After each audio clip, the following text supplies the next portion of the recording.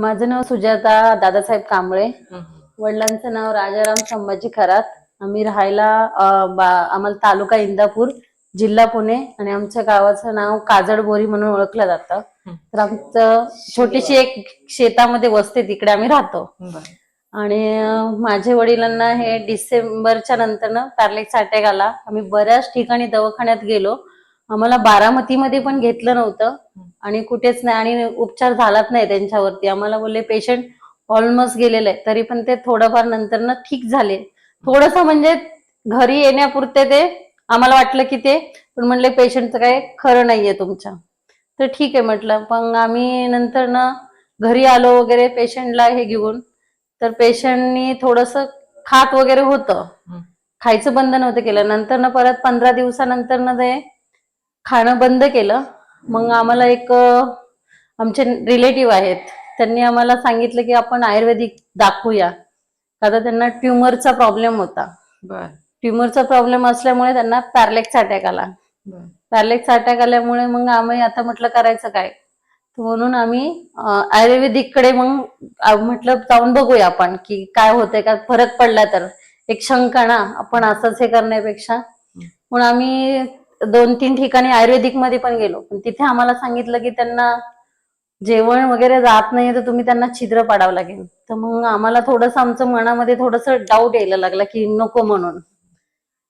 मग आम्ही ते नाही केलं. मग आम्हाला नंतर एक जणांनी सांगितलं की असं असं आहे की तिथे गेलं ना तर तुम्हाला 100% रिझल्ट देतील म्हणून. ते कदम डॉक्टर जे आहेत ना, ते तुम्हाला 100% रिझल्ट देतील. म्हटलं ठीक आहे. मग आम्ही डॉक्टरांना कॉल केला, नंबर घेऊन एक जणांकडून, त्यांच्याकडून.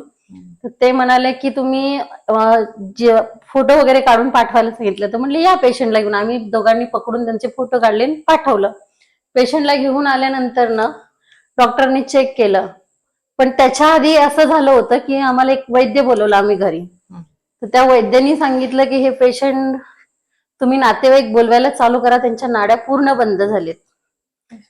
तर मग आम्ही इकडे आल्यानंतर कदम डॉक्टरांचं लेक्चर चालू होते, तरी कदम डॉक्टरांनी म्हटलं पेशंटला घेऊन या. तर पेशंटला आम्ही म्हटलं की कंडिशन नाहीये. मग त्यांनी तो लेक्चर तिथेच थांबवला आणि आमचं पेशंट चेक केलं. पेशंट चेक केल्यानंतर ते बोलले की पेशंटची कंडिशनच नाही की पेशंटला आम्ही ऍडमिट करून घेऊ शकतो. तर एक काम करा तुम्ही, ही औषधं आहेत ना, ते तुम्ही औषधं चालू करा आणि जेवढं होईल तेवढं तुम्हाला ते जेवण शिजलेलं नाही जेवले तरी चालेल, पण जेवढं होईल तेवढं तुम्ही त्यांना कच्चा ज्यूस वगैरे चालू करा.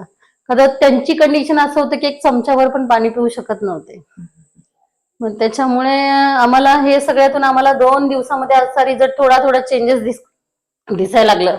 पहिले त्यांना आम्ही चमच्यानी चारलं, नंतर त्यांनी पोपय वगैरे जे सॉफ्ट वस्तू होत्या, फ्रूट वगैरे, ते चावून खायला लागले. एक साईडनी चावून खायला लागले. आणि नंतरच्या 10 दिवसामध्ये ते सगळं फ्रूट कट करून दिलं तर ते खायला लागले. म्हणजे ज्यूस करून द्यायची गरज नव्हती पडत. आणि हे सगळं करत करत आम्हाला 1 महिन्यामध्ये आमचे वडील काठीवरती चालायला लागले. आणि पुढच्या 15 दिवसामध्ये ते स्वतः चालायला लागले. आणि त्याच्यानंतर मग आम्ही त्यांना इकडे घेऊन आलो. म्हणजे घरीच औषधं असे आम्ही 2 महिने त्यांना दिली आणि 3ऱ्या महिन्यामध्ये मग त्यांना आम्ही कदम डॉक्टरांकडे घेऊन आलो. पण आम्हाला कदम डॉक्टरांमुळे आज आमचे वडील आहेत ना आमच्यामध्ये आहेत, नाही तर आज 6 महिने झाले असते आमच्या वडिलांना. आणि आम्ही सगळे जे भावंड, आम्ही 2 बहिणी, 2 भाऊ आणि माझे मिस्टर एवढे त्यांच्यावरती हे करतात की आम्हाला म्हणजे एकदम जवळचे आहेत ते. आता मला सासू आणि सासरे पण नाही आहेत, तर त्यांना पण आई वडीलच मानतात माझे मिस्टर पण. आणि भाऊ वगैरे सगळे खूप काळजी घेतात त्यांची. आता एकदम ओके आहेत ना ते? आता एकदम ओके. म्हणजे ते तिथून इथपर्यंत चालत होत्यावर चालत जाऊन दाखवा तुम्ही, या इकडे समोर जाऊन. खूप छान. रिटर्न जावा खुर्ची बरं, या रिटर्न या. खूप मस्त. अगोदर असे चालत नव्हते ना? नाही हो. ठीक आहे. रामकृष्ण हरी.